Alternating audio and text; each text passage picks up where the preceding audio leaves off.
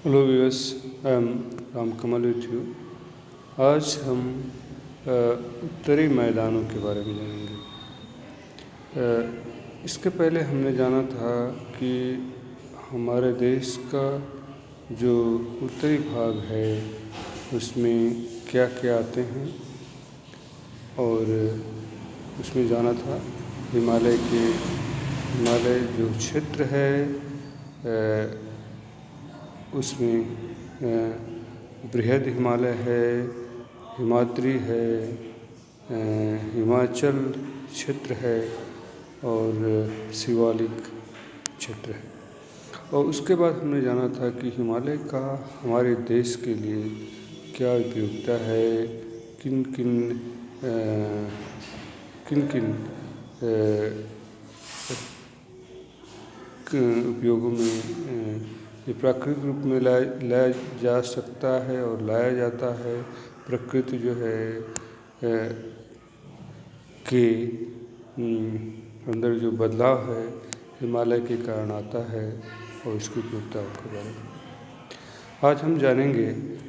उत्तरी मैदान क्या है, उत्तरी मैदान क्या है उसके बारे में जानेंगे। उत्तरी मैदान में जो क्षेत्र हम जानेंगे वह है भाबर और तराई। भाबर तराई वह क्षेत्र है जिसमें नदियाँ बहती रहती हैं, और वे नदियाँ जो हिमालय से आती हैं अपने साथ बड़े बड़े पत्थर चट्टानें लेके आती हैं, और अपने साथ जो है रेत लेके आती हैं, और ये डिपॉजिट्स जो है एक बेल्ट बना लेती हैं। और यह बेल्ट जो शिवालिक उत्तरी क्षेत्र का जो शिवालिक क्षेत्र है हिमालय का, उसके समानांतर बनती जाती है। और जहाँ नमी ज़्यादा होती है वह होता है भाबर और तराई का क्षेत्र कहा जाता है इसको। और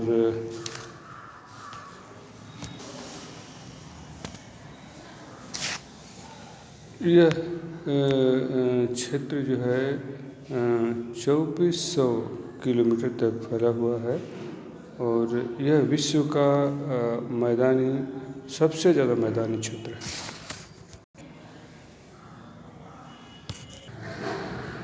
इस मैदानी क्षेत्र की जो भूमि है वह दोमट होती है, जो बहुत ही उपजाऊ होती है। ये नदियाँ जो 3 नदियाँ मुख्य हैं जिन्होंने अपना एक सिस्टम बनाया है, और वो नदियाँ हैं, फर्स्ट इंडस सिंध नदी है, दूसरी गंगा, और तीसरा है ब्रह्मपुत्र नदी। और इनके साथ इनकी सहायक नदियाँ हैं, यानी ये नदियाँ जो है इन्हीं 3 नदियों में आके गिरती हैं, जिसको ट्रिब्यूटरीज कहा जाता है। अब हम जानेंगे कि इन नदियों की सहायक नदियाँ कौन सी।